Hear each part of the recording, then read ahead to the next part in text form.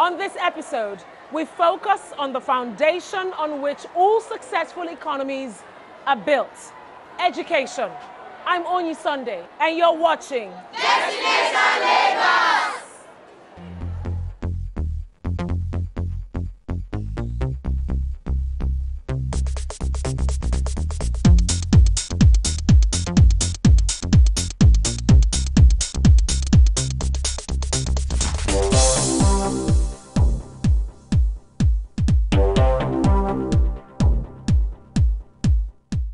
If there is one thing that isn't lacking in Nigeria, it's the number of schools spread across various communities.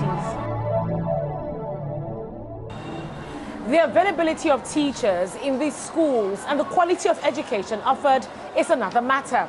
That said, how would you define good education? Is it measured by the certificate handed out at the end of an academic course, or the ability to solve real problems and innovate? Showing that you can make the best use of education received.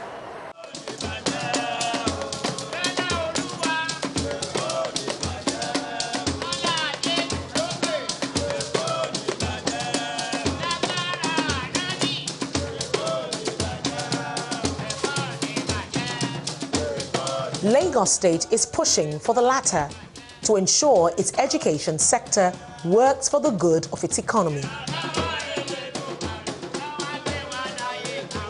Vocation is big for us. Like you said, Lagos is it's a youthful population. 65% of our population is young. And it's critical that we come with a model that ensures that everybody has a skill.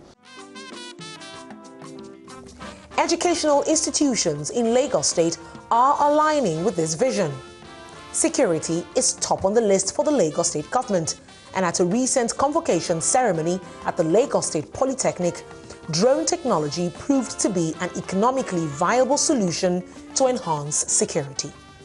If you are part of that convocation ceremony, the governor,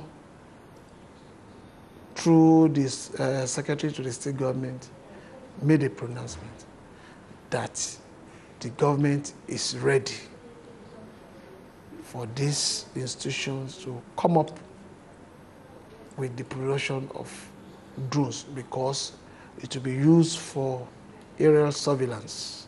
So we want to secure Lagos. The drone project is a collaboration between the State Polytechnic and the International College of Aeronautics. Meet the faces behind the project. David Okpatoibo, a student of aircraft engineering technology at Laspotech, and his team.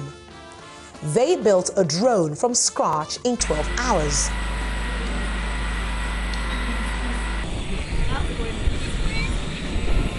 I am not just someone who wants to see something work. I want to know the in-depth of how this thing functions and why it functions that way.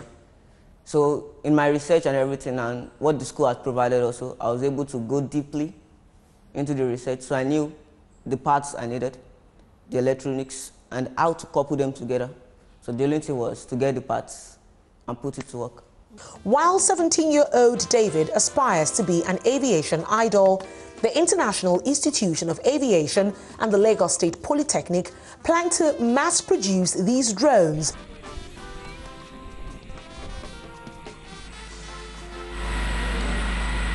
With our program, we want to have local content.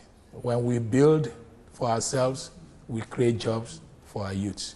And that's what we're trying to achieve here. The Polytechnic plans to display and demonstrate more of its innovations that will address certain infrastructure issues at the next Techno Fair. It has acquired patent rights for, amongst other innovations, its fuel-less generator, which could potentially address Nigeria's power problems. You will say the economy is down today, is down tomorrow. It's because we don't have enough manpower, that middle-level manpower, to man various aspects of our economy. The need to acquire vocational skills dominates discussions in Lagos State's education sector. The need to develop mid-level manpower is also gathering momentum. In partnership with German automation company Festo, the state government is training high-level technicians in automation technology. We've graduated first set of students, instrumentation students, And before even their final year, they always come along for them, the industries. They come like Cadbury, Coca-Cola, Dangote, and so on. They come along to say, okay, we need them. We need them out of this place. Some, even they want to go for the attachment, they don't want them to come back because they are an odd cake there.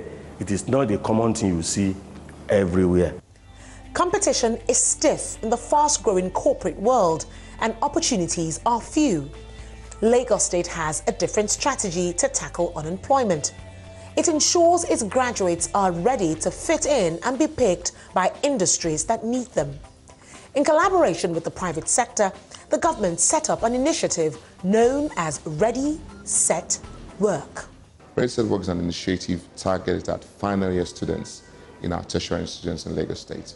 So what we're trying to do is set up a 13-week program that runs on Saturdays only for final year students. So last year, we started a pilot, and we threw it open to 500 final year students across our tertiary institutions, Lagos State University, Lagos State Polytechnic, Lagos State College of Health Tech.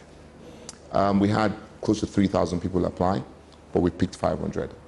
Out of that 500, we took them to 13 weeks of intensive training, Saturdays only, 9 o'clock to 5 o'clock. We bring in the leaders from the industry. When they come in, they will have about 1.5 hours of talking to the students as regards what is it that the industry expects from them.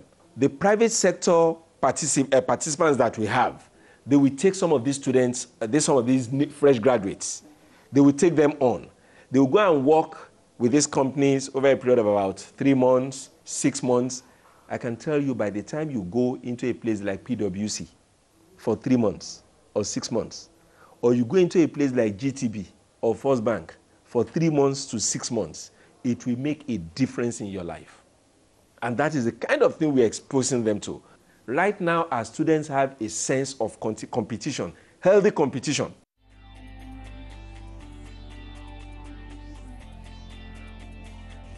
The 14-week intensive training offers an opportunity for graduate entrepreneurs to pitch their business ideas. Successful candidates get seed funding to begin their businesses. To promote participation in the economy of the future, one driven by ICT, the state is setting up code centers across the state.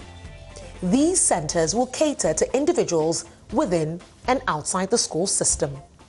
We know we have to do it to prepare Lagos for the future of Lagos. The future of Lagos is going to be technology driven. I'm sure you know about the Dubai, the Smart City initiative where we're starting this year.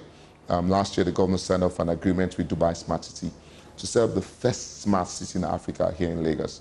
When those opportunities come, Co-Lagos will ensure that we have Lagosians that are savvy, tech-wise, to take advantage of those opportunities. So that's what we're trying to do. For us, Co-Lagos is big, as I said, it's bold, but we're going to make it happen. Poised to explore this world of opportunities, the Lagos State government will be setting up 350 coding centers across the state from April 2017, building up to 500 centers by the end of the year. This is part of their mandate to educate and create wealth and employment. And by the time the children are writing their programs where they're able to code, a lot of children will be able to write their own apps. They'll be able to write their own games. They become great entrepreneurs. I cannot actually wait for coding to start because to me, it's a brilliant resource that is going to help us with creativity. We want to set up coding centers all across Lagos State. Do we have the money as government to do it all by ourselves? No. The governor has been very supportive. He's approved the figure for us in our budget to run Code Lagos. But we also reach out aggressively to private sector. So we have a number of private sector partners that are partnering with us. So ARM is one of our major partners. Etisalat is one of our major partners. System Specs is one of our major partners. PricewaterhouseCoopers is one of our major partners. We have organizations that have said, we believe in Code Lagos. The debate over the relevance of Nigeria's education curriculum to its economic situation continues in some quarters. To review or not to review remains the question. According to the Vice Chancellor of the Lagos State University, the problem is not with the curriculum. At the end of the day, it is not so much as tinkering with the curriculum and saying you're changing the curriculum every time. It is more for the lecturer to be very current in what the lecturer is doing. Digital libraries set up across various educational institutions in the state address the relevance of the curriculum. Increased internet penetration in institutions of higher learning made possible by Nigerian telecoms companies is gradually putting the debate to rest. The kind of library that we have now is such that we are subscribing to a number of current contemporary journals online so that our lecturers are able to benefit from this and our students are also able to benefit from this. So the idea is, as much as possible, we want to continue to stimulate our students to be able to think and then for them now to be aggressive in terms of seeking knowledge on their own. To cater to the needs of students in high schools, the state plans to launch what it describes as the largest education portal in Africa.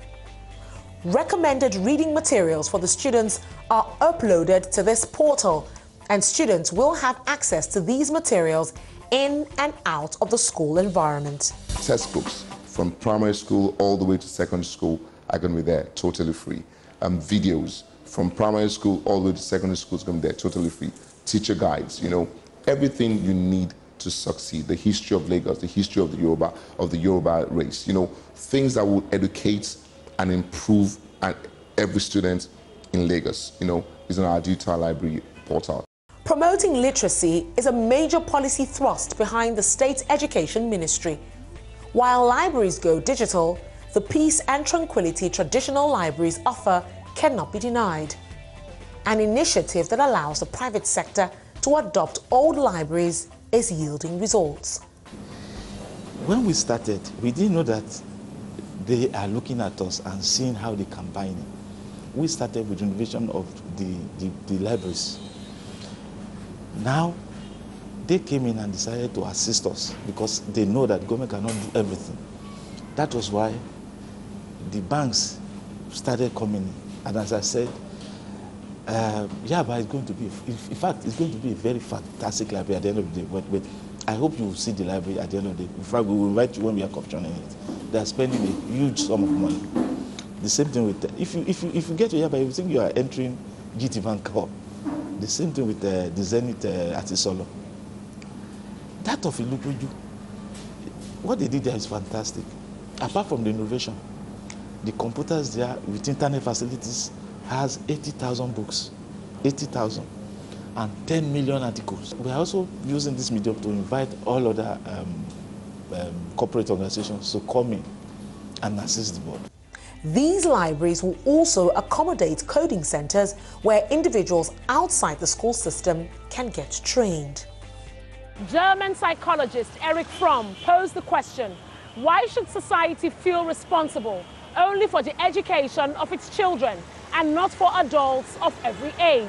After the break, we'll find out who Lagos State is carrying along and who will be left behind. Stay with us.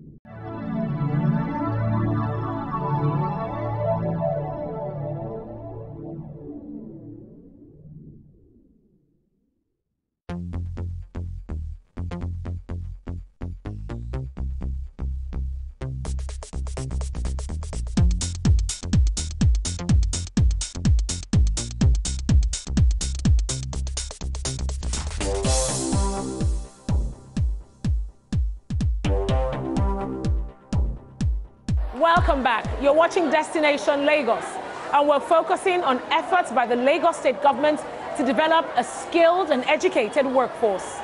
The vision to develop a vibrant economy supported by quality service begins here, within the four walls of the institution. What happens within this space determines what society gets in return. There are over 1,000 public primary schools, 677 public secondary schools and 5 tertiary institutions in Lagos State. With an additional 18,000 private primary and secondary schools in operation, the state has its work cut out for it when it comes to ensuring quality education in all of these schools. To achieve this, the Office of Education Quality Assurance was set up in 2015. There's so many schools that have actually been approved there by the Ministry of Education. What we do is to ensure the standard is maintained in all schools. And where we see that the standard is not being maintained, how do we actually support them with the right interventions? You know, identifying targets for schools, telling them what is necessary for them to be done, and not only that, to make sure that the best is given to our children at all times, and that's what the office is all about. From reading standards and teaching to care and safety, certain criteria must be met to attain certification from the Lagos State Government. Clearly, it has only 7 thematic areas. It tells you of the areas that we'll be looking for when we come into your school. The key thing we're looking for in schools is achievement and standard. What is achievement and standard telling us in the last 3 consecutive years? We want to see that. The Quality Assurance Office also ensures children are not learning below cognitive levels. Schools are expected to identify and cater to children with special needs. These measures seem to be paying off. At the end of the day, it brings out the very best out of private schools. They emphasize that to meet certain standard, and which by the grace of God, Kids for Christ Foundation School was able to meet academically, the environment, socially, and in the qualification of the staff. Staff must be highly qualified. We have all graduates in the school. We have a fantastic environment, but that's not what Lagos State is looking at. They are looking at your content. We started the school as a junior school without laboratory, and the first set of people that came here and said, look, we can't approve this school. I said, why? He said, well, I said, well, we don't have the SS student. He said, no, you must have all these things in place. We did one, combine everything together. They said, no. You need to separate the physics laboratory from chemistry laboratory, biology laboratory, geography laboratory, music laboratory. We did all these things before we could get approval. The very first year of establishing the school, we were approved by the Lagos State. And that sort of put us in check. The certification and registration of private schools in Lagos offers benefits beyond operating without interruption. It provides an opportunity for school owners to access funds for operation. While content matters, the environment for learning plays a more important role. To ensure learning takes place in a conducive setting, the construction and renovation of schools are ongoing. And the target of government is to have 40 students per class. So we are providing more classrooms, providing more infrastructure. We are providing teaching aids for our teachers, and we are equipping our laboratories so that the student can practice what they teach theoretically. They can practicalize it, so that they can actually have a feel of what they have been taught. Government is so passionate about educational development, and a lot is going on to increase the number of these model colleges, not even only model colleges, all other spheres of education. Judging by the increasing enrollment number, more schools will be built and more teachers will be needed. The Lagos State government does not recruit anybody that has less than a degree in education to teach in our schools, in our secondary school. In the primary school, the minimum is a National Certificate of Education, which is NCE. And we don't stop at that. Once those states are recruited, we take time to train them. And those who have been trained, we also retrain them. And to ensure that they actually know their onions, they're able to deliver. Because it's one thing for you to be a graduate, but it's another thing to actually be able to impact knowledge. The facelift isn't happening at just the primary and secondary levels. Tertiary institutions are experiencing their share of transformation. The Lagos State University and the State Polytechnic are good examples. In the last 2 weeks, this Operation Light Up Lagos was extended to us. Operation Light Up Lasutech. I'm sure the road that you came through to my office, you see that the entire thing was tarred all through. Hitherto, you can put a car in the dip that you are going to find on that road because it was not tarred. One of the things that the state government did was to tar the entire road network of the university. Again, electrification of the entire university. You need to see the amazing effect of that on the university. It just opened up the energy of members of the university community. Access to finance is a major constraint in Nigeria's education sector. From its impact on administration to the strikes that follow increases in tuition fees, the need for finance cannot be overemphasized. Lagos State seems to present a different scenario. As many institutions cannot even sustain payment of salary of their staff. We don't have that story here. Regularly by 28th, 22nd of every month, salary is paid. And we don't owe salary. We don't owe any staff salary. So government has been responsive in that area. Running the university, we're leveraging on a combination of things. One, we have the tremendous assistance of the state in terms of meeting our personnel costs. So the state comes in regularly. And I think Lagos State University is one of the few universities that by the 25th of the month we would have paid salaries because we don't owe our staff because of the massive support that we have from the state. And when we go for budget session at the level of the state, they always want to make sure that all of that issues, we don't have distractions with them. So they give us support in that area. In spite of the recession, bursaries are still being distributed to ensure less privileged students remain in school. Outside the formal institutions lie a group of individuals who missed the opportunity to acquire a formal education. Most of them make up the skilled but uneducated workforce in Lagos State. A mission statement from the Ministry of Education says no one must be left behind. Eko Nkeko, which means Lagos is learning, is the vehicle carrying this sector of the workforce along. You must learn how to read and write in Lagos. You can't live in a mega city and don't know how to read and write. By the time you know how to read and write, nobody can say black is white. You will know the difference from this is the right thing, that is the wrong thing. And so by the time you can read and write, all this reformation, all these innovations, all these new things that the government is bringing on board, everybody will be a partaker of it. Everybody will be able to understand what is going on. The economic situation, you'll understand it. The political situation, you will understand it. With over 2,000 students spread across 782 literacy centers in Lagos State, there are plans to build more centers as the number of students increase. The government provides students with writing materials free of charge. The classes affect the lives and businesses of its students for the better. The month I have, I let them to go to best school because education is better, is good in everything. Drop out education is not good. It lets somebody to low down. But for me, I put my children in best school. Best school. The one that is small there is paid almost 25,000. I want my children to have good education. I don't want them to drop out like me. Because if not, Lagos State didn't bring this literacy class or literacy something, you understand?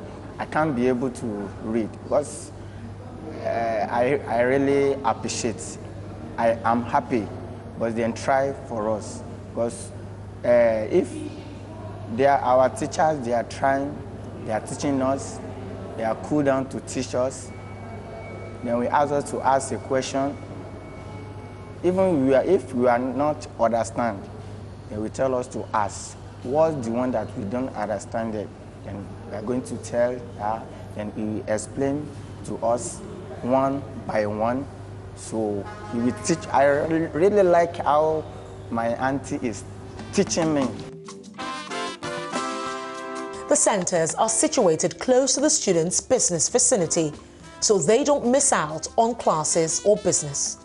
Director of Lagos State Agency for Mass Education, Kemi Kalisowo, hopes more can be done to attract more students into the adult learning program.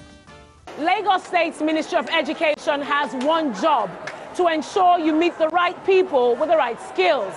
No doubt a lot more can be done, but that's where you come in, turning challenges into opportunities, molding young minds to suit the purpose of your investments. The destination is Lagos. I'm Onyi Sunday. Thank you so much for watching.